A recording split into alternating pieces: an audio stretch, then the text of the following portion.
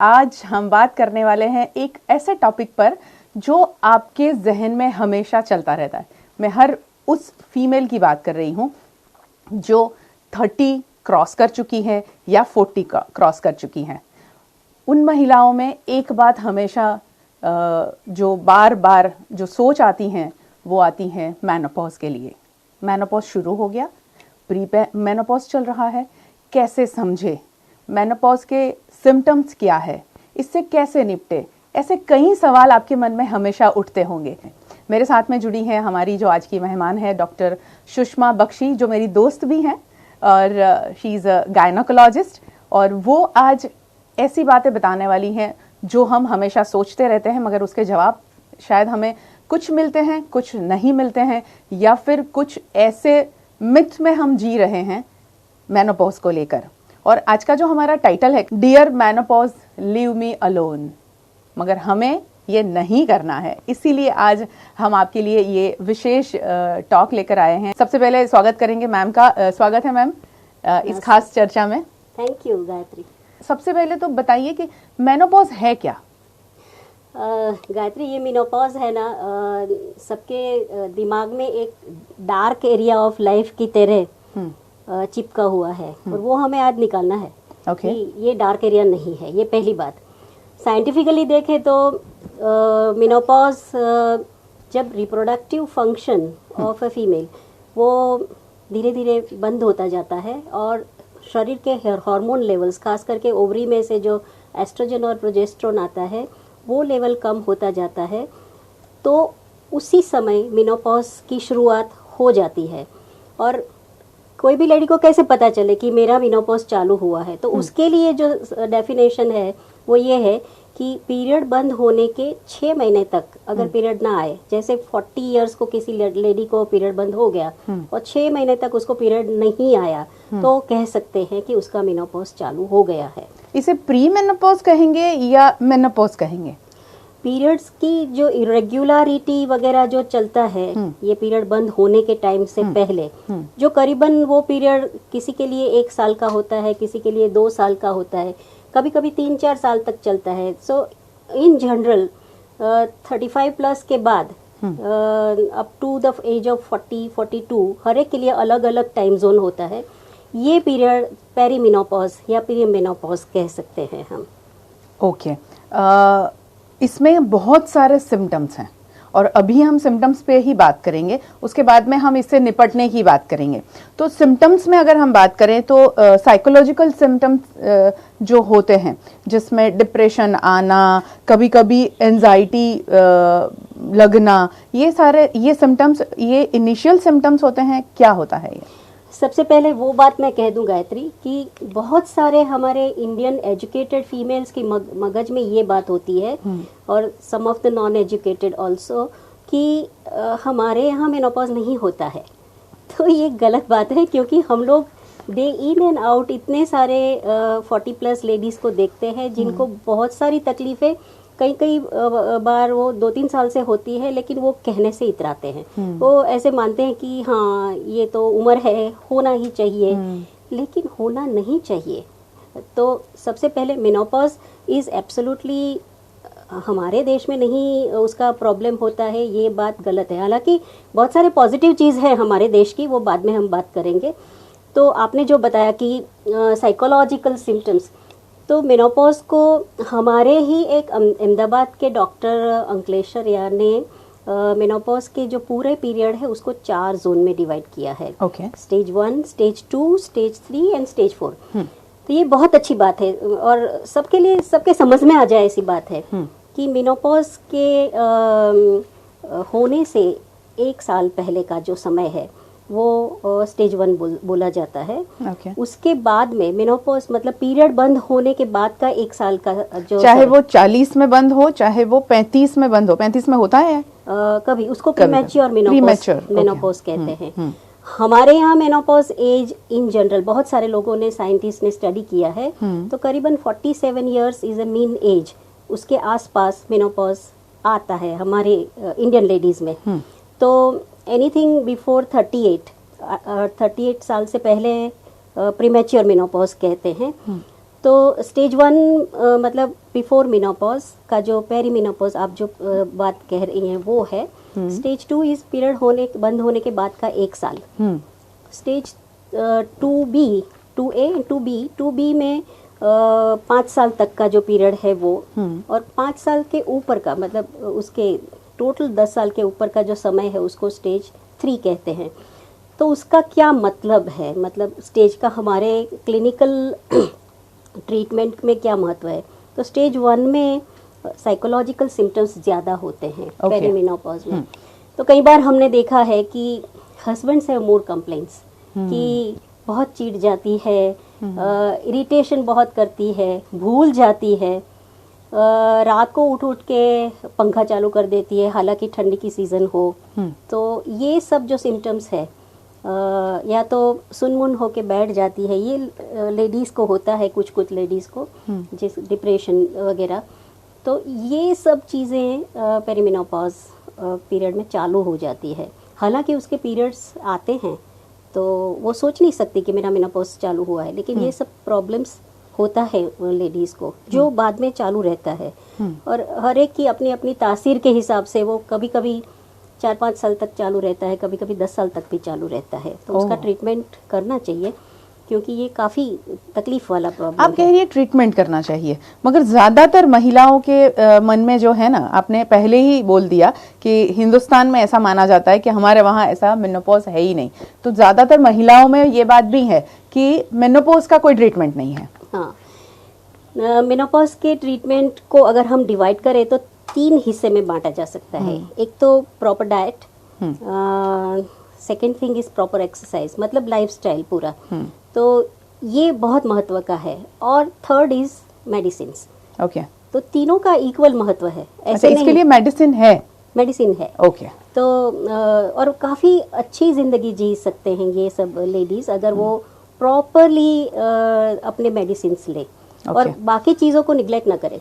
मैं सिर्फ मेडिसिन ही लेती रहूं और एक्सरसाइज ना करूं, बैठी रहूं, या प्रॉपर डाइट ना करूं, फास्ट फूड खाती रहूं, समय पे सोऊं नहीं, समय पे उठूं नहीं, तो मुझे मेडिसिन ज़्यादा हेल्प नहीं करने वाली। मुझे ये तीनों को बैलेंस करना है। तो ये सब चीज़ें हेल्प करती है हमें। ये पेरीमेनोपॉजल प्रॉब्लम्स जो आपने बोला, साइकोलॉजिकल प्रॉब्लम्स, इससे भी एक चीज़ ज़्यादा जो मैं कहूँगी कि family attitude towards the lady is very important. मैं मानती हूँ कि a very cooperative husband and understanding husband, उसकी हाजिरी से ही 30-40% सिम्टम्स चले जाते हैं। वाह। तो ये सभी मेल के लिए मैम कह रही हैं। सही बात है। मैंने कई बार बोला है ये लेडीज़ को जो लोनलीनेस फील करती है क्योंकि बच्चे अपने अपने काम में जुड़ जाते हैं, घर खाली लगता है। आज तक तो वो अपने बच्चों के और घर के और हस्बैंड के काम में बिजी रहती थी, फिर अचानक वैक्यूम आ जाता है। तो ऐसी लेडीज़ को लोनलीनेस फील होता है। तो मैं हमेशा उनके हस्बैंड को बोलती हूँ कि इसको एक्सरसाइज करनी ज़रूरी है, तो आप दोनों क्यों नहीं साथ 30 मिनट घूमने जाएं, सुबह या शाम को, जब भी आप फ्री हो। तो इससे एक महीने के बाद जब वो लोग वापस आते हैं तो both of them feel happy क्योंकि वो पूरा इरिटेबिलिटी वगैरह काफ़ी कम हो जाता है और थोड़ा बहुत जो ज़रूरत होता है उसको मेडिसिन से हेल्प कर सकते हैं। ये बहुत अच्छी बात बताई मैम कि फैमिली कितना सपोर्ट करें।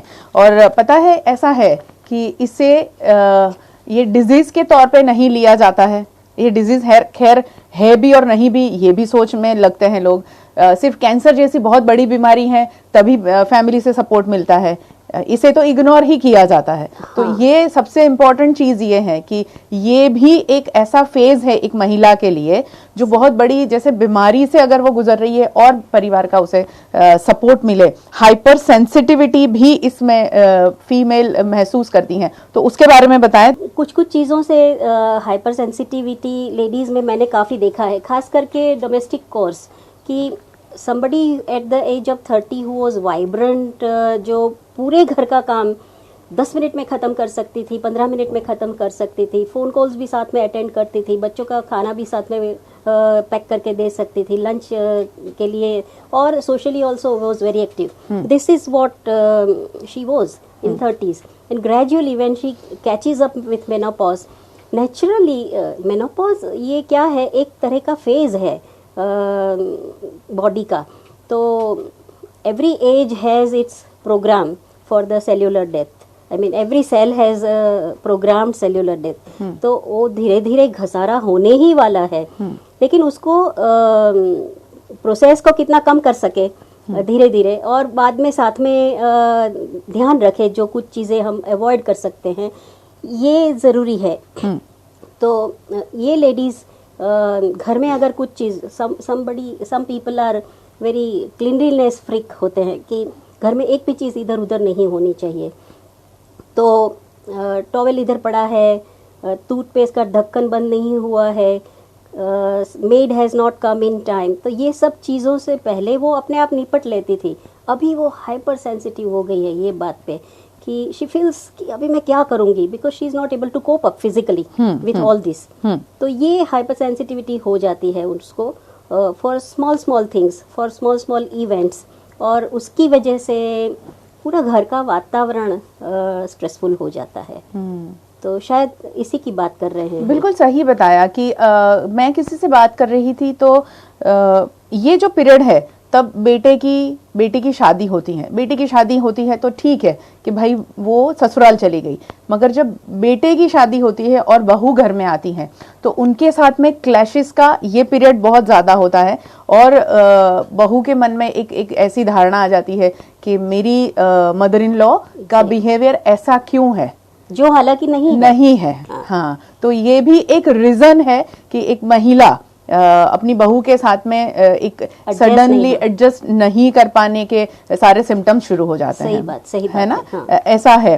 अब कुछ मेरे जो सवाल थे उस पे हम बात करेंगे. स्किन चेंजेस और कार्डियोवास्कुलर जैसी परेशानियां भी इसमें आती हैं, तो क्या ये सच है? लोगों में ऐसा होता है कि दाग हो गए हैं, सडनली स्किन ब्लैकिश होने लगती है, और बहुत सारी चीज़ें ऐसी मन में आ जाती हैं कि अब क्या, अब तो ठीक है यार, एज हो गई और ये सब होने लगा है तो अब चलेगा, अब ऐसी स्किन. तो वाकई ऐसा होता है? आपने शायद टीवी पे शर्मिला टैगोर को देखा है. हाँ. You know she is 55-60 plus and how beautiful she looks. तो ऐसे ज़रूरी नहीं कि जैसे एज होती जाए तो आप हमेशा ऐसे ही लगो कि चलो अभी खत्म हो गया सब. You can look beautiful in its own way. Only thing beauty का परसेप्शन थोड़ा चेंज हो जाता है. स्किन चेंजेस होते हैं, थोड़ी झुर्रियाँ क्रो आईज के पास से वो क्रो लाइंस वगैरह, थोड़ा पिगमेंटेशन, वो सब होता है और स्किन चेंजेस होते हैं. लेकिन by some of the cosmetics and regular hydration and and hormones you can delay the skin changes. तो ये बात है कि थोड़ा हम देर से कर सकते हैं. दूसरा जो सबसे ज़्यादा ये महिलाओं को ये चीज़ अखरती है वो ओबेसिटी कि वेट गेन. आते हैं मेरा वजन बढ़ने लगा, टमी बढ़ गया. ये सब चीज़ उनको बहुत हैरान करती है. और 80-90% फीमेल्स इसके पीछे है कि मेरा क्यों अचानक वजन ज़्यादा हो गया. एंड तो मैं ये कहना चाहूँगी कि बिकॉज ऑफ हार्मोनल चेंजेस थोड़ा वेट डिस्ट्रीब्यूशन रिवर्स होता है. कि छोटी एज में, यंगर एज में जो बॉडी आवर ग्लास जैसा होता है, तो टमी पे थोड़ा फैट ज़्यादा अभी आने लगता है. और ये नॉर्मल है. हालांकि आप उसको डीले कर सकते हैं बाय वेट एक्सरसाइजेज एटसेट्रा. तो और ओबेसिटी होने से आप अपने आप को एक्सरसाइज और डाइट से बचा सकते हैं. कि अच्छे से एक्सरसाइज के लिए अगर आप कहें तो मैं थोड़ी बात करूं. बिल्कुल मैम. कि इवन डाइट के बारे में बता ही दीजिए. हाँ, कि एरोबिक्स लोग करते हैं, योगा करते हैं और चलना. तो इंडियन मेनोपॉज सोसाइटी के रिकमेंडेशन, जिन्होंने काफ़ी कुछ इंडियन वीमेन को स्टडी किया है, उन लोगों ने बोला है कि तीनों महत्व का है. बैलेंसिंग एंड फ्लेक्सिबिलिटी के लिए योग बहुत अच्छा है. तो हफ्ते में 2 दिन आप योग करो. हफ्ते में 2 दिन आप एरोबिक्स करो तो वेट ट्रेनिंग हो जाएगा, तो मसल स्ट्रेंथ बढ़ेगी। Okay. और हफ्ते में 2 दिन आप रेगुलर एक्सरसाइज करो। काफी लोग हैं ना फिजिकल एक्टिविटी और एक्सरसाइज को समझ नहीं सकते कि वो कहते हैं कि हम तो पूरा दिन घर में काम करते हैं, हाँ, तो हमें क्या जरूरत है, नहीं है। मैं तो सुबह 4 बजे उठ के काम करती हूँ, रात को 10 बजे सोती हूँ, तो मुझे क्या एक्सरसाइज करना है। But physical activity and exercise 2 things are different. Physical activity जरूरी है और वो करनी ही चाहिए। Exercise is targeted physical activity कि सम ग्रुप ऑफ मसल्स का ट्रेनिंग होता है उससे, और उसका स्ट्रेंथ बढ़ता है। और जैसे कार्डियो करते हैं हम, जैसे लिम्स मूवमेंट्स करते हैं, तो हैंड एंड लेग स्ट्रेंथनिंग होता है। तो ये एक्सरसाइज का एडवांटेजेस ये भी होता है कि बोन स्ट्रेंथनिंग होता है, तो ऑस्टियोपोरोसिस जो वीक हो जाते हैं बोन्स, वो हम डिले कर और सकते हैं। वो ये ऑस्टियोपोरोसिस की आप जो बात कर रही हैं वो मेनोपॉज के ही सिम्टम्स हैं। वो it is part of the menopausal part of, yeah. Change. तो आपने कार्डियोवास्कुलर भी बोला, तो जनरली जब तक मेनोपॉज चालू नहीं होता है तब तक फीमेल को कार्डियोवास्कुलर प्रॉब्लम्स मतलब हार्ट अटैक के चांसेस बहुत कम होते हैं। Okay. They are protected because of hormones. Males को ज़्यादा होता है heart attack, but after menopause gradually females overtake male. Okay. तो डबल द टाइम उनको हार्ट अटैक आने के चांसेस बढ़ जाते हैं। तो ये बात ध्यान में रखना चाहिए। और उसके भी cardio protective exercise, diet and hormones, all 3 are helpful. ये एक्सरसाइज की जो बात की है वो वाकई बहुत इम्पोर्टेंट है। और मैं तो यूं कहूंगी कि अगर एक्सरसाइज हम करते हैं तो अपने आप से एटलीस्ट हाफ एन आवर हम अपने आप के साथ में रह सकते हैं। सही बात। अदरवाइज तो हम पूरे फैमिली के लिए या अपने काम के लिए, जो वर्किंग वुमन है वो अपने लिए कभी वक्त नहीं निकाल पाती। We all call it me time. हाँ, ये मेरा मी टाइम है, डोंट डिस्टर्ब मी। Yeah. और ये कहने से बिल्कुल हेजिटेशन नहीं होना। આવી અવેરનેસ સ્ત્રીઓમાં તો હોવી જ જોઈએ, પણ શું પુરુષોમાં પણ આ વિષયની જાણકારી ના હોવી જોઈએ? होवी જોઈએ, क्या कहेंगे मैम? जरूर होनी चाहिए, क्योंकि ये हर एक फेज जिंदगी का जो होता है, तो husband wife, son and mother and son in law and mother in law, तो ये सब अपने एक तरह से जुड़े हुए होते हैं इमोशनली। तो इमोशनल क्वोशंट ठीक रहे वो भी जरूरी है। और इमोशनली और सोशली फैमिली मेंबर्स बहुत हेल्प कर सकते हैं। ओके। और समझ सकते हैं अगर वो उनको ये बात का नॉलेज हो तो। सही है कि हमारे घर के जो मेल मेंबर्स हैं उनको पता हो तो वो सपोर्ट कर सकते हैं। थायराइड का इनबैलेंस, शुगर इनबैलेंस, ये सारे सिम्टम्स हैं, इसके बारे में बताइए। सही। एज के साथ जो मेटाबॉलिक चेंजेस होते हैं, तो समहाउ हाइपोथायरॉयडिज्म के चांसेस भी बढ़ जाते हैं। और टाइप 2 डायबिटीज, शुगर इम्बैलेंस, तो उसका भी प्रॉब्लम बढ़ जाता है। और हमारे देश में भी ऐसे नहीं है कि पहले हम ऐसा मानते थे कि वेस्टर्न वर्ल्ड में ये डायबिटीज वगैरह ज़्यादा है, लेकिन it is there in our country also. In in fact Gujarat में तो बहुत ज़्यादा है। We soon will become the diabetic capital. तो वी कैन अवॉइड इट, क्योंकि ज़्यादातर सेडेंटरी लाइफ, और once again I always stress on nutrition and exercise कि ये सब नहीं होने से ये प्रॉब्लम्स थोड़े बढ़ जाते हैं। और उसका सही डायग्नोसिस और ट्रीटमेंट ये ज़रूरी है। इसीलिए इंडियन मेनोपॉज सोसाइटी, जिसके बड़ौदा चैप्टर की मैं पैट्रन हूँ, तो हम लोग जब अवेयरनेस प्रोग्राम करते हैं तो उसमें हमेशा लेडीज़ को बोलते हैं कि व्हेन यू क्रॉस और when you are near to 40, एक रेगुलर चेकअप, मेनोपॉज चेकअप आपको कराना ज़रूरी है, जिसमें blood test, pap smear, breast examination, mammography और बोन मिनरल डेंसिटी। ये कब करना चाहिए, यानी कितने समय के बाद? 40 के आसपास। Okay. मतलब any time after 38 up to 45 first baseline study हो जाए तो अच्छा है। और पेल्विक सोनोग्राफी एक करना चाहिए। तो इससे क्या है कि पूरा सब हमें ध्यान में रहता है कि ovaries are normal, uterus is normal, क्योंकि ये सब कैंसर अफेक्टेड ऑर्गन्स है, तो उसमें कैंसर नहीं है वो हमें जानना जरूरी है।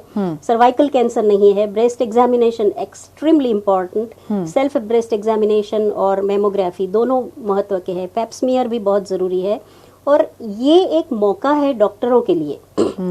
मैं डॉक्टर्स को भी बोलूँगी कि आप जितने भी बिजी हो, लेकिन lady has come to you for her health awareness point of view. आप खुद अगर टाइम नहीं निकाल सकते तो एक अच्छे काउंसलर को तैयार करें हॉस्पिटल में, जो उनके साथ 20-30 मिनट बात कर सके और जिसमें वो सब पॉइंट स्ट्रेस करे, जिससे उनकी सब दुविधाएं दूर हो जाएं और उनको मार्गदर्शन मिले। ये पीरियड से जो महिला गुजर रही है उसको ऐसा लगता है कोई मुझे सुने, एग्जैक्टली कोई मुझसे बात करे, क्योंकि घर में उनके साथ बात करने के लिए कोई फ्री नहीं है। हाँ। कई बार वो सिर्फ बात करने के लिए आते हैं। हाँ। कि 20-30 मिनट आपके साथ बात की, अच्छा अभी मुझे अच्छा लग रहा है, मैं जाऊं।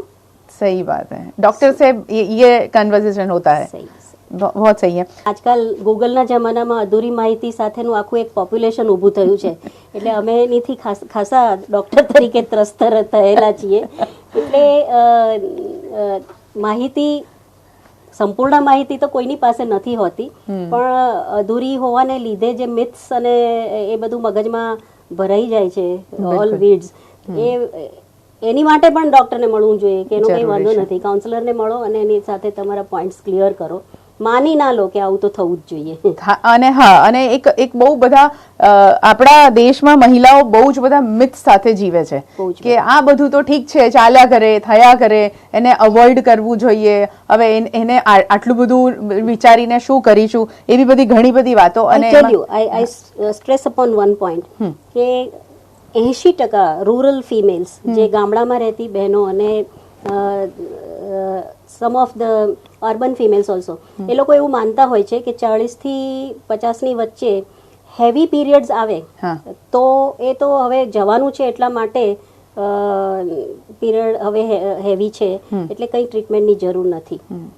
हालांकि ये हैवी पीरियड्स वाली बात सर्वाइकल कैंसर की वजह से भी हो सकती है, यूट्राइन कैंसर की वजह से भी हो सकती है, हार्मोनल चेंजेस की वजह से भी हो सकती है, थायराइड की वजह से भी हो सकती है, इन्फेक्शन की वजह से भी हो सकती है। तो heavy period is not normal. Okay, उसको लेके आप बैठे मत रहो। मेरे पास काफ़ी कुछ लेडीज आती है, हैवी पीरियड्स 5-6 महीने से है और हीमोग्लोबिन 6 ग्राम हो गया है, तब तक वो सहन करती रहती है, क्योंकि उनके दिमाग में ऐसा मिथ है कि वो तो होता है। Oh my God. तो प्लीज अंडरस्टैंड कि पीरियड का कम होना या इनफ्रीक्वेंट होना ये पार्ट ऑफ द मेनोपॉज है, heavy period is not part of the menopause. Great, और ये बहुत अच्छी जानकारी आज हमें मिल रही है। अगर मेनोपॉज में हम लोग सपोर्ट परिवार का मिलता है, मगर कुछ चीजें ऐसी हैं जो हमारे शरीर में कम होती रहती हैं, जिससे कैसे निपटे? तो विटामिन डी की अगर हम बात करें तो क्या कहेंगे उसके बारे में?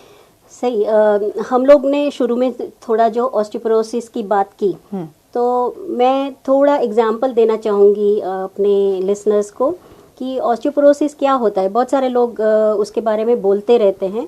तो अगर मैं पूरा एग्जाम्पल दूं तो वो चाय गाड़ने के लिए जो गरणी होती है ना, हाँ, एक छलनी का जो हम इस्तेमाल करते हैं, तो उसके जो छेद होते हैं ना, छोटे छोटे छेद होते हैं, तो पहले बोन्स ऐसे होते हैं।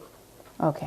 और अगर हम वो मछली वाला नेट ले लें तो उसमें कैसे बड़े बड़े छेद हो जाते हैं। हाँ। तो बोन्स ऐसे ऑस्टियोपोरोसिस की वजह से हो जाते हैं कि उसमें से बोन्स जो मिनरल्स वगैरह है वो कम हो जाते हैं, तो फ्रैक्चर रिस्क बढ़ जाता है ऑस्टियोपोरोसिस की वजह से।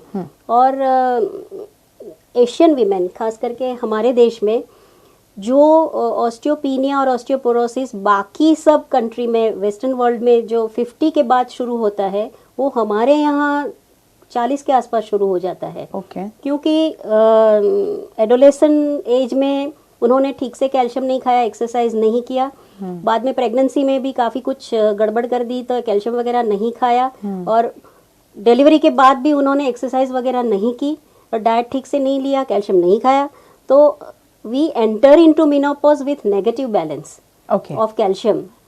और उसके साथ में विटामिन डी भी ज़रूरी है। तो मेनोपॉज में कैल्शियम रिक्वायरमेंट करीबन 800 मिलीग्राम से 1000 मिलीग्राम तक होती है। 1500 तक अगर ऑस्टियोपीनिया है तो ले सकते हैं। तो ये हमें गोली के माध्यम से भी हम कैल्शियम रिप्लेसमेंट कर सकते हैं और कैल्शियम रिच फूड भी ले सकते हैं। तो और विटामिन डी, तो मुझे बहुत सारे लोग जो एजुकेटेड हैं वो पूछते हैं कि हमारे सूर्य प्रकाश से हमें विटामिन डी मिलता है। तो हमारे देश में तो सूर्य 10 महीने होता है, सामने ही होता है, तो हमें क्यों विटामिन डी का डेफिशिएंसी होना चाहिए। लेकिन मेनोपॉज के एज में कम विटामिन डी होने के बहुत सारे कारण हैं। एक तो थोड़े जो स्किन चेंजेस हो जाते हैं, उसकी वजह से सूर्य प्रकाश में से जो विटामिन डी मिलता है उसका एब्जॉर्प्शन कम होता है। नंबर 1। नंबर 2 इज़ कि ये करीबन 10 बजे सुबह से 3 बजे तक का जो टाइम होता है उसमें 30 मिनट हमें रहना है सूर्य प्रकाश में। 20% of the body should be exposed to sunlight, तो उससे हमें रेगुलर विटामिन डी मिलता है। लेकिन 10 to 3 तो ये तो बहुत ज्यादा गर्मी वाला ये जेनिथ एंगल उस वक्त होता है 10 to 12, 10 to 3। तो उस वक्त अगर हम 30 मिनट भी 20% बॉडी एक्सपोज करके अगर हम सनलाइट में है तो हमें विटामिन डी का डोज मिल जाता है। लेकिन हम लोग ज्यादातर ये समय में एसी में होते हैं। तो एवरी डे या हफ्ते में कुछ दिन ऐसे इस तरह से हम करें तो नहीं, एवरी डे। ओके, हाँ, कम से कम 3 या 4 दिन भी रहे तो अच्छा है। तो ये एक दूसरी बात है।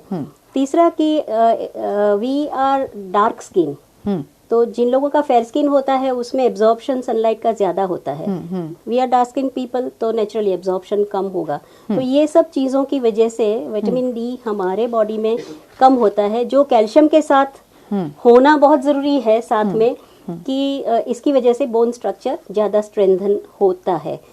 तो ऑस्टियोपोरोसिस को प्रिवेंट करने के लिए हमें शुरू से ही, एडोलेसेंट एज से ही, तो आज जो मदर्स है हु आर 40+, उनको अपनी डॉटर्स का अभी से ध्यान रखना है कि they will have to see that they consume enough calcium, they do exercise, और later on when they get pregnant, when they look after themselves, तभी उनका कैल्शियम इंटेक वगैरह ठीक हो। तो ये सब चीज़ें काफ़ी ज़रूरी है। तो विटामिन डी का भी ज़रूर इतना ही है। और आजकल विटामिन डी का फॉर्मुलेशन मिलता है, गोली भी मिलती है, ग्रैनुल्स भी मिलते हैं, और सिरप भी मिलता है। तो एज पर doctors advise it can be taken. But मैं ऐसा मानती हूँ कि क्यों हम हमारे नेचुरल रिसोर्सेज का ही इस्तेमाल ना करें कि टैबलेट और कैप्सूल से हम बच सकें, तो वही 30 मिनट निकालें। अच्छा है ना, सबसे अच्छा है। सबसे अच्छी बात है। थायराइड और मेनोपॉज बनने होय तो शू काळजी राखवी જોઈએ? हाइपोथायरॉयडिज्म मतलब आपका body hormone TSH level is more, जो 5 से ज्यादा, 4.5 से ज्यादा है। और मतलब सब क्लिनिकल हाइपोथायरॉयडिज्म भी होता है और ओवर्ट मतलब फ्रैंक हाइपोथायरॉयडिज्म होता है। इससे थायराइड की वजह से वजन बढ़ता है, उसकी वजह से कैल्शियम लेवल भी बॉडी में कम होता है। तो ये सब चीज़ों का ध्यान रखना है। तो सबसे पहली बात कि अगर आपको हाइपोथायरॉयडिज्म है तो आपके एंडोक्रिनोलॉजिस्ट या फिजिशियन के गाइडेंस के हिसाब से आपको थायराइड का रिप्लेसमेंट लेना चाहिए, और वो हर रोज़ लेना चाहिए बिना भूले। और ये थायराइड का गोली हमेशा एम्प्टी स्टमक सुबह उठ के सबसे पहले लेना होता है, और उसके बाद में 20 मिनट या 30 मिनट कुछ भी नहीं लेना है, देन इट वर्क्स। थायराइड के साथ में जैसे मैंने बोला कि कैल्शियम लेवल कम होता है बॉडी में, तो कैल्शियम सप्लीमेंट भी लेना चाहिए, और some of the vitamins are also to be taken. Thyroid से त्रस्त नहीं होना है, क्योंकि कई बार किसी को बोलते हैं कि मुझे थायराइड है, अरे बाप रे अभी मैं क्या करूँगी, मेरा तो अभी ज़िंदगी ख़त्म हो गया, पूरे ज़िंदगी में रहेगा ऐसा। थायराइड इज़ मामूली प्रॉब्लम, तो उसका रिप्लेसमेंट है, गोली है, खाओ और खुश रहो, और कुछ चिंता करने की ज़रूरत नहीं है, क्योंकि आप नॉर्मल हो सकते हैं। क्योंकि थायराइड के बाद प्रेगनेंसी भी रह सकती है अर्ली एज में जब थायराइड होता है, और थायराइड के बाद में नॉर्मल लाइफ भी हो सकती है। तो once again good diet, proper medication in time is the answer. आप जो डाइट की बात कर रही हैं ना, गुड डाइट यानी किससे हम गुड डाइट कहेंगे, और ये पीरियड से पहले जहाँ तक थोड़ा बहुत आपने मुझे भी गाइड किया है और लोग जो जानते हैं उनके पास में जो नॉलेज होगा उसमें और हम आज ऐड करें, तो डाइट का हम मेनोपॉज से क्या रिलेशन है? बहुत सारा रिलेशन है डाइट का, पूरे जिंदगी के साथ बहुत सारा रिलेशन है पहले से ही। बहुत सही बात है। तो मतलब अभी तो ये ग्रीन एज सब हमारे चल रहा है कि एवरीथिंग शुड बी ग्रीन। तो सिमिलरली मैं कहूँगी कि मेनोपॉज का लाइफ भी कलरफुल बनाना चाहिए by way of diet. So all coloured vegetables, all coloured fruits should form 40 to 50% of your diet. Cereals और प्रोटीन भी चाहिए, ऐसे नहीं कि नहीं चाहिए। फैट थोड़ा कम करना चाहिए, और रिकमेंडेशंस ऐसे हैं कि पूरे दिन में 6 स्पूनफुल शुगर से ज़्यादा आपको नहीं कंज्यूम करना चाहिए। 6 स्पून शुगर, उससे ज़्यादा नहीं। 1.5 चमचे से ज़्यादा सॉल्ट नहीं लेना चाहिए। ओके। 2 टेबल स्पूनफुल से ज़्यादा ऑयल नहीं लेना है। Okay okay. 100 gram fruits, approximately 50 grams here there. Okay. Almost 300 to 400 grams of vegetables आपका डाइट का पार्ट होना चाहिए। मतलब ये जनरल गाइडलाइन है, हर एक के लिए थोड़ा ऑल्टरेशन होता है एज पर their weight and body mass index. तो ये ध्यान रहे कि वेजिटेबल्स एंड फ्रूट्स, तो बहुत कलर के फ्रूट्स और वेजिटेबल्स वगैरह आ रहे हैं, तो उसको आप main source of your diet बनाओ। फास्टिंग ज़्यादा ना करो, क्योंकि कई बार लेडीज़ बोलते हैं कि मैं तो सुबह एक बार चाय पीती हूँ, साथ में 2 बिस्किट खाती हूँ, फिर तो 3-4 बजे थोड़ा सा 1 रोटी खाती हूँ और राइस खाती हूँ, तो भी मोटी होती हूँ, फिर भी मोटी होती हूँ। तो बहुत सारे लोग ये बात करते हैं, लेकिन नहीं खाने से भी वेट गेन करते हैं आप। एग्जैक्टली। आपको small frequent healthy diet is extremely necessary, और बहुत ज़रूरी ये है कि आप पानी ज़्यादा पियो। यस। तो ऑलमोस्ट बड़े 8 to 10 glasses of water per day is necessary. कम से कम इतना तो लेना ही चाहिए। तो क्या है कि hydration will keep your skin tight. Okay. तो स्किन चेंजेस कम होंगे और हाइड्रेशन, यंग दिखेंगे और बॉडी, किडनी फंक्शन सबके लिए। आपने पानी की बात छेड़ी है कि इतना पानी हमें लेना ही चाहिए। यूरिन इन्फेक्शन, ये इसके साथ में और भी कई चीजें हैं, क्या कहेंगे आप? क्या सिम्टम्स है और क्या क्या होता है? जो मैंने स्टेजेस की बात कही थी ना, तो वो stage 2B and stage 3 50 years के बाद यूरिनरी इन्फेक्शन का प्रॉब्लम बहुत बढ़ जाता है। Not only that, hormone deprivation की वजह से जो वजाइनल चेंजेस है वो भी बहुत मतलब एट्रोफी हो जाती है। जो स्किन, वजाइनल स्किन जो बहुत अच्छी होती है वो फ्लैट हो जाती है। तो एट्रोफिक वजिनाइटिस इज वेरी कॉमन, और उसके साथ ब्लैडर म्यूकोजा भी एट्रोफी होता है। तो यूरिनरी इन्फेक्शन के चांसेस ये उम्र में बहुत बढ़ जाते हैं, और काफ़ी महिलाएं इससे काफ़ी परेशान भी रहती है। तो उसके लिए of course water is one of the way to keep oneself healthy, that is one. लेकिन हॉर्मोन्स, जो वजाइनल क्रीम्स आता है, एस्ट्रोजन वजाइनल क्रीम, उससे काफ़ी हेल्प होती है कि लोकल ट्रीटमेंट होती हैं। तो ये क्रीम, एस्ट्रोजन क्रीम वजाइना में लगाने से vaginal health improves, pH improves, और साथ में ब्लैडर का भी चेंजेस होता है, तो जिसकी वजह से ड्राइनेस। और मैं ये भी कहना चाहूँगी कि ये उम्र में करीबन 50 के आसपास, 45 आसपास कई बार लेडीज़ को ये ड्राइनेस ऑफ वजाइना का प्रॉब्लम होता है। इसकी वजह से उनकी सेक्सुअल लाइफ काफ़ी डिस्टर्ब होती है, जो बात वो किसी से कह नहीं सकते कि ड्राइनेस होती है, इसलिए सेक्सुअल एक्ट की समय उनको इरिटेशन होता है, जलन होती है, और कई बार अल्सरेशन भी होता है, जो न तो हस्बैंड को बता सकती है, न उसको दिमाग में आता है कि मैं डॉक्टर को मिलूं। तो ये सब चीज हम अच्छे से अवॉइड कर सकते हैं। फिर हस्बैंड वाइफ के बीच में क्लैशेस होना शुरू हो जाता है। Exactly, that is one of the reasons why there is disharmony in the marriage. तो ये छोटी बात नहीं है और इसके लिए डॉक्टर को मिलना ही चाहिए और सही ट्रीटमेंट से आपका ये फैमिली लाइफ बहुत अच्छी रह सकती है। क्या लाइफस्टाइल में चेंज लाने से हाइपरथायरॉइड को हम कंट्रोल कर सकते हैं? Hyperthyroidism is pure endocrinal problem. तो ऑफ कोर्स लाइफस्टाइल चेंजेस की वजह से पूरे बॉडी के सब ऑर्गन्स पे असर होता है, लेकिन अगर हाइपरथायरॉयडिज्म होता है तो उसमें हमें जो स्पेसिफिक मेडिसिन आपको पता है कि वो लेना चाहिए, जिसकी वजह से थोड़ा मतलब प्रॉब्लम कम हो जाता है। ज़रूरी है कि हाइपरथायरॉयडिज्म में स्ट्रेस लेवल भी बहुत ज़्यादा होता है, तो ये लाइफस्टाइल चेंजेस में कम स्ट्रेस हो तो हाइपरथायरॉयडिज्म में बाकी सब डिजीज़ के तरह वो भी मदद करता है। हॉट फ्लशेस का पीरियड कितना होता है? हॉट फ्लशेस का शुरू होता है मेनोपॉज तब से शुरू हुआ है अगर एक व्यक्ति को, उसका पीरियड कितना लंबा होता है कि ये खत्म हो? करीबन उसका शुरुआत तो पेरीमिनोपॉजल एज से ही शुरू हो जाता है। So after 38 any time. जिन लोगों को प्रीमेच्योर मिनोपॉज होता है उनको ये जल्दी चालू होता है, और प्रीमेच्योर मिनोपॉज में ओवरीज फंक्शन जल्दी बंद हो जाते हैं।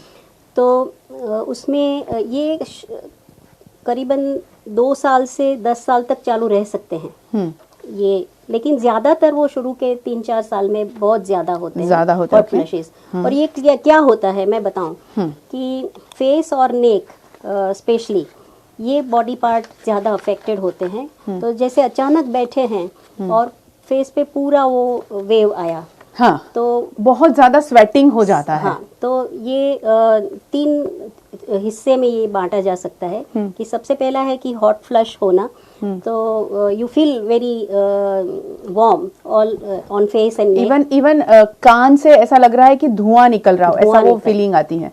तो सर में एकदम गरम गरम हो जाता है। तो ये ग्रेड 1 है कि जिसमें सिर्फ हॉट फ्लशेस होते हैं। उसके साथ में अगर स्वेटिंग इंक्लूड होता है तो ये ग्रेड 2 है। और उसके साथ में पाल्पिटेशन ऐड होता है तो इट इज ग्रेड 3 है। सो द थिंग इज कि हॉट फ्लशेस होता है और हायर ग्रेड का होता है, तो एस्ट्रोजन टैबलेट्स भी आती है और एस्ट्रोजन क्रीम भी आता है बॉडी पे लगाने के लिए, एस्ट्रोजन पैचेस भी आते हैं। तो oestrogen is the treatment for hot flashes. Okay. और उससे काफी कुछ उससे फायदा होता है और वो लेना भी चाहिए। और जब तक जरूरत है तब तक ले सकते हैं।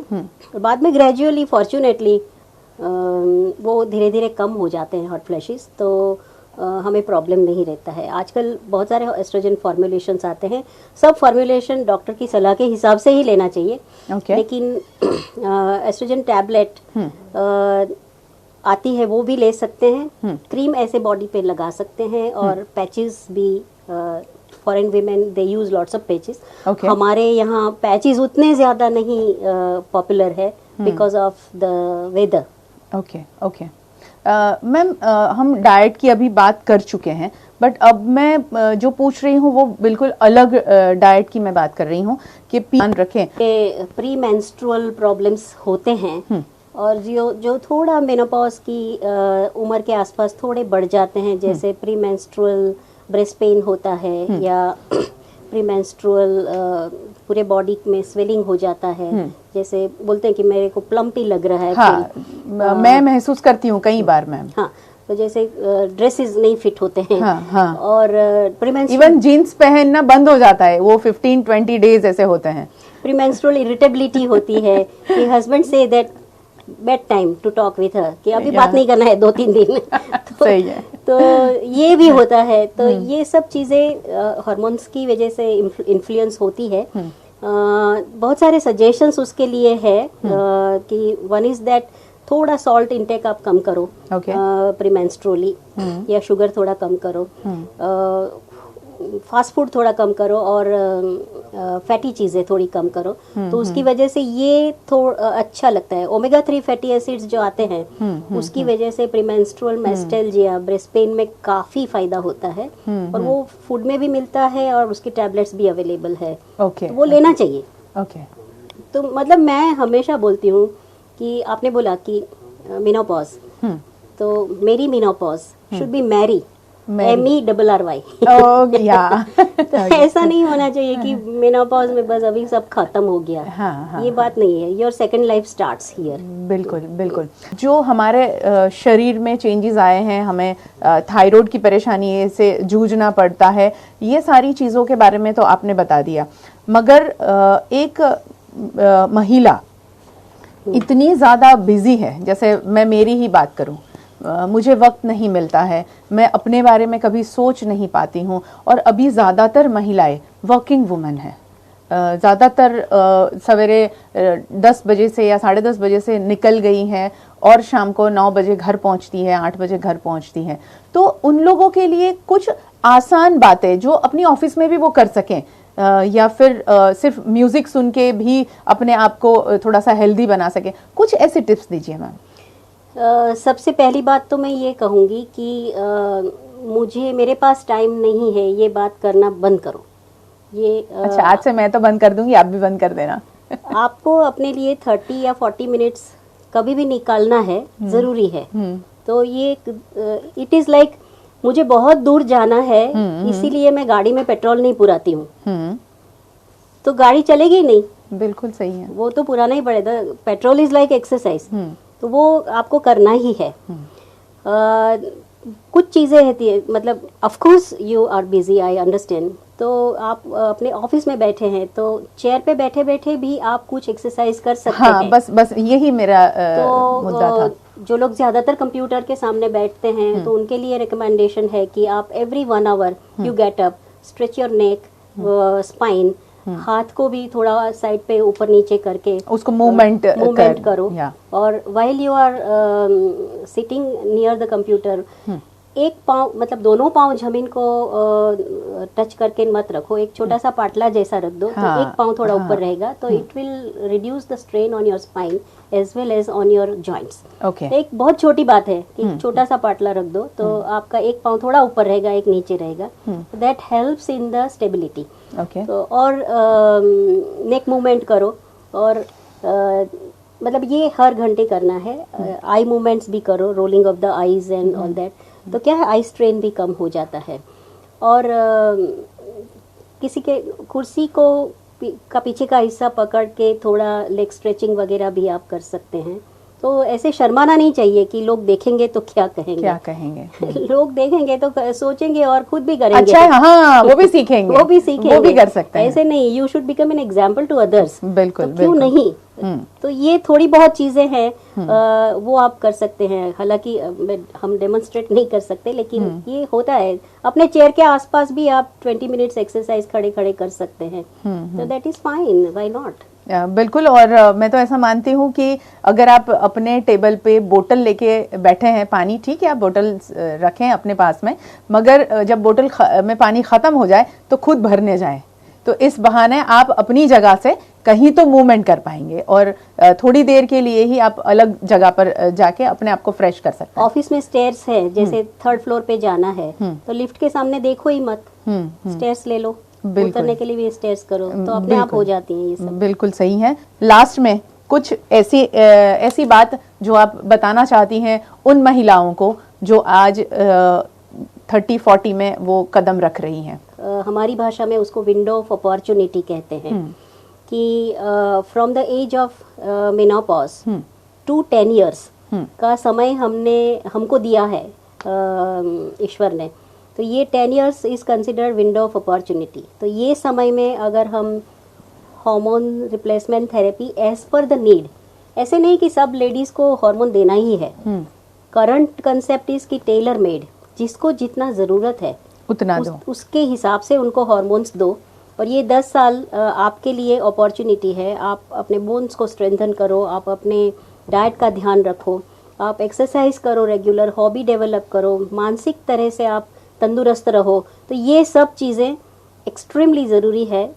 तो क्या है कि आप बाद में जो होने वाले प्रॉब्लम्स है, जैसे फ्रैक्चर है, अल्जाइमर्स है, आप वो क्रॉसवर्ड भरो, क्यों नहीं, उससे अल्जाइमर्स दूर जाता है। तो छोटी सी बात है, तो ये सब कर सकते हैं। और आपने जो क्वेश्चन पूछा कि 30-40 के आसपास क्या करना चाहिए, तो आई वुड से कि ये समय है कि आपको अपना bank balance in the form of calcium वगैरह बढ़ाना है, तो you take good calcium diet, और ओबेसिटी ना हो, वजन ज़्यादा ना हो, उसका अभी से ध्यान रखो, क्योंकि obesity is a major risk factor for hypertension, for diabetes, for heart disease and for cancer also. तो ये सब चीज़ें आप हटा सकते हैं अगर आप ये समय में ध्यान रखें। छोटी सी भी तकलीफ हो, मान ना लीजिए कि होना ही है, ज़रूरत पड़े आप डॉक्टर को भी मिल लीजिए, और 40 के आसपास प्रिवेंटिव हेल्थ चेकअप ज़रूर कराएं। बहुत ज़रूरी है कि जो मैंने पहले बोला कि इतना इतना तो आपको करना ही है चेकअप में, तो आपको तसल्ली भी हो जाएगी कि चलो मुझे कुछ नहीं है। और अननेसेसरी, ये बात मैं कहूँगी कि अननेसेसरी यूट्रस का ऑपरेशन न कराएं। बहुत सारी महिलाएं ऐसे हैवी पीरियड्स आता है, हैवी तो पीरियड्स आता है, यूट्रस निकाल दो। No, our aim is save the uterus. अगर ज़रूरी है तो हिस्टेरेक्टोमी करो, नहीं तो नहीं।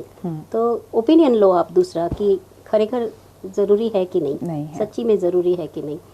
तो ये सब चीज़ें हैं, आपको अवेयर रहना है, आपको कॉन्शियस रहना है अपने लिए, अपने बॉडी के लिए, और then you will have merry menopause. आखिर में एक और बात मेरे मन में आई है, जो सिंगल फीमेल है जिसने शादी नहीं की है, तो क्या उसको बहुत अर्ली मेनोपॉज से मेनोपॉज को फेस करना पड़ेगा? ऐसा भी एक सोच लोगों के दिमाग में चलती है। बस लास्ट में इस बात पे आप फोकस कर दीजिए प्लीज। नहीं, सिंगल वुमन है, उनको मेनोपॉज के प्रॉब्लम्स जल्दी आते हैं ऐसा नहीं है। उनको कई बार डिलेड मेनोपॉज का भी होता है पॉइंट, तो ज़रूरी नहीं। Menopausal as is genetically decided. Okay, मेरी मदर को जब मेनोपॉज हुआ था उसके आसपास ही मेरे तभी आपको होगा, तभी होगा। तो ये जेनेटिकली डिसाइडेड है। तो उसके लिए मुझे क्या ध्यान रखना है वो ज़रूरी है। Single women are as brilliant and as vibrant as others. Thank you so much, आपने बहुत अच्छी जानकारी दी। और मैं तो यही कहूंगी कि हमें मेनोपॉज को डियर बनाना है और उससे भागना नहीं है, और उससे कैसे निपटा जाए उसके बारे में हमेशा हमारी डॉक्टर से पूछते रहना है। और अगर ये मेनोपॉज को पॉज करना चाहती है ना, तो आप पॉज मत होइए, चलते रहिए, एक्सरसाइज करते रहिए, अच्छा डाइट लीजिए, खुश रहिए, और साथ साथ में अपने परिवार को अवेयर कीजिए कि ये सारी चीजें हमारे जीवन को कोई डिस्टर्ब करने नहीं आई है। ये एक प्रोसेस है हमारी लाइफ का, फीमेल की जिंदगी का एक प्रोसेस है जिससे हर व्यक्ति को, हर फीमेल को गुजरना होगा। तो अपने परिवार से यही डिस्कशन करते रहिए ताकि परिवार आपके साथ में जुड़े और आपको ज्यादा दिक्कतों का सामना न करना पड़े। Thank you so much. और आज जो बातें आपने सुनी है ना, अपने परिवार में, अपने फ्रेंड्स में, अपने नेबर्स को, सभी को बताइएगा जरूर। नमस्कार।